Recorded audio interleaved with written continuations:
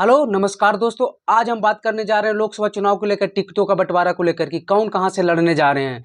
तो आज हम किसी एक खास विशेष लोकसभा क्षेत्र के बारे में बात करेंगे जो आरजेडी की परंपरागत सीट रही और हमेशा वहां से यादव लड़ते रहे और लेकिन हमेशा हारते रहे। लेकिन इस बार आरजेडी ने ए टू जेड की राजनीति करते हुए वहां से उम्मीदवार चेंज कर दिया और यहाँ से एक ऐसे व्यक्ति को उम्मीदवार बनाया है जो काफ़ी उभरते हुए नेता है। लेकिन आपको ये भी बताते चले कि वहाँ से जिन्हें उम्मीदवारी का भरोसा दिलाया गया था वो भी कोई कम नहीं थे और एक ही परिवार जो नवादा पर राज करती है। जी हाँ, हम नवादा लोकसभा के बारे में बात कर रहे हैं। वहाँ यादवों की परंपरागत सीट मानी जाती है और हमेशा से वहाँ से यादव विधायक तो जीते ही हैं, लोकसभा क्षेत्र में भी कैंडिडेट यादव ही रहते हैं, लेकिन अभी तक जीत नहीं पाए थे और ये आरजेडी के मजबूत किला माना जाता है। वहाँ से ए टू जेड की राजनीति करते हुए एक युवा चेहरा, एक उभरता हुआ चेहरा और आरजेडी के लिए अपने दम पर वोट लाने वाले चेहरे के रूप में और ए टू जेड की राजनीतिक में सुटेबल बैठने वाले वैसे उम्मीदवार की टिकट वहां से कंफर्म हो गई है। तो हम बात करने जा रहे हैं आज नवादा लोकसभा क्षेत्र के बारे में। दरअसल बात यह है कि नवादा लोकसभा क्षेत्र से राजबल्लभ यादव के परिवार हमेशा से वहां चुनाव लड़ते आ रहा है, चाहे 2009 का चुनाव हो, 14 का चुनाव हो, 19 का चुनाव हो, और हमेशा वो हारते जा रहा है।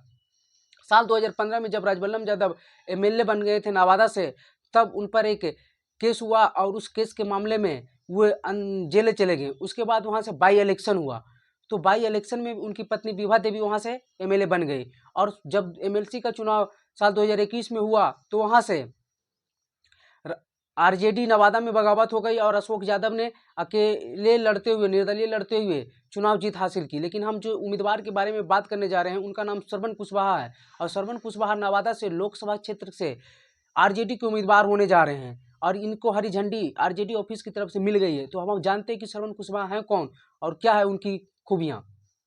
दरअसल बात है नवादा में निर्दलीय रहते हुए हमेशा से दूसरे स्थान पर आने वाले श्रवण कुशवाहा, चाहे वो साल 2015 का बिहार विधानमंडल का चुनाव है एमएलसी का, उसमें उन्हें बीजेपी टिकट दिया था और उन्होंने दूसरे स्थान पर रहे थे। उससे पहले वो 15 साल तक नवादा में मुखिया रह चुके हैं और उसके बाद अभी जब राजबल्लभ यादव को जेल हुआ उसके बाद उन्होंने एमएलए का चुनाव लड़ा और निर्दलीय दूसरे स्थान पर हासिल किया और बहुत कम मतों से हार हुआ था। फिर 2020 के विधानसभा चुनाव में उन्होंने फिर से निर्दलीय चुनाव लड़ा और फिर से राजबल्लभ यादव को टक्कर दिया, उनकी पत्नी को, और फिर से दूसरे स्थान पर रहे। फिर जब साल 2021 में चुनाव हुआ तो आरजेडी ने उन्हें एमएलसी का टिकट दिया और फिर से वो दूसरे स्थान पर रहे। तो वो अकेले दम पर काफ़ी वोट लाते रहते हैं और खास करके कुशवाहा जाति में उनकी काफ़ी ज़्यादा पकड़ है। तो इस चलते नवादा से श्रवण कुशवाहा को वहाँ से एमपी का टिकट मिल गया है आरजेडी की ओर से, ये हरी झंडी मिल गई है, अभी घोषणा नहीं हुई है। तो श्रवण कुशवाहा नवादा से आरजेडी के एमपी उम्मीदवार हो रहे हैं। और ही हम बात करें श्रवण कुशवाहा की तो उनकी पकड़ काफ़ी मजबूत मानी जाती है नवादा लोकसभा क्षेत्र में और तैयारियां भी काफ़ी दिनों से कर रहे थे। हालांकि आपको ये भी बताते चले कि नवादा से वहाँ से राजबल्लभ यादव के भाई विनोद यादव भी काफ़ी दिनों से तैयारियां कर रहे थे। लेकिन राजबल्लभ यादव का रिकॉर्ड देखते हुए, क्योंकि साल 2009, 2014, 2019 में हारने के बाद उनको और ए टू जेड तेजस्वी यादव की राजनीति ए टू जेड के चलते सुटेबल श्रवण कुशवाहा बैठ रहे थे, इसलिए उन्हें टिकट दिया गया। और आपको ये भी बताते चले कि लालू यादव की समय में तो राजबल्लभ के परिवार को मिलता था, लेकिन तेजस्वी की राजनीतिक युवाओं ए टू जेड की राजनीतिक है और श्रवण कुशवाहा दोनों में सुटेबल बैठते हैं, क्योंकि युवा भी हैं, ए टू जेड के भी हैं और राजनीतिक अनुभव भी है। हमेशा से निर्दलीय लड़कर दूसरे स्थान पर आए, प्लस मुखिया भी रह चुके हैं, कितने प्रमुख और जिला परिषद को भी जितवाए हैं। तो इस बार नवादा से श्रवण कुशवाहा का टिकट कंफर्म हो गया। अब देखने वाली बात होगी कि आरजेडी वहाँ किस प्रकार से तैयारियां करती है और ये भी देखने वाली बात होगी कि क्या नवादा आरजेडी में फूट तो नहीं हो जाती है, क्योंकि राजबल्लभ यादव के परिवार हमेशा से नवादा आरजेडी का मतलब राजबल्लभ का परिवार माना जाता था।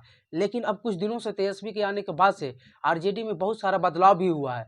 तो देखने वाली बात होगी कि राजबल्लभ के परिवार से क्या रिएक्शन आता है, क्योंकि साल 2021 के एमएलसी चुनाव में राजबल्लभ के भतीजे अशोक यादव ने निर्दलीय चुनाव लड़ गया था और श्रवण कुशवाहा को काफ़ी नुकसान उठाना पड़ा था।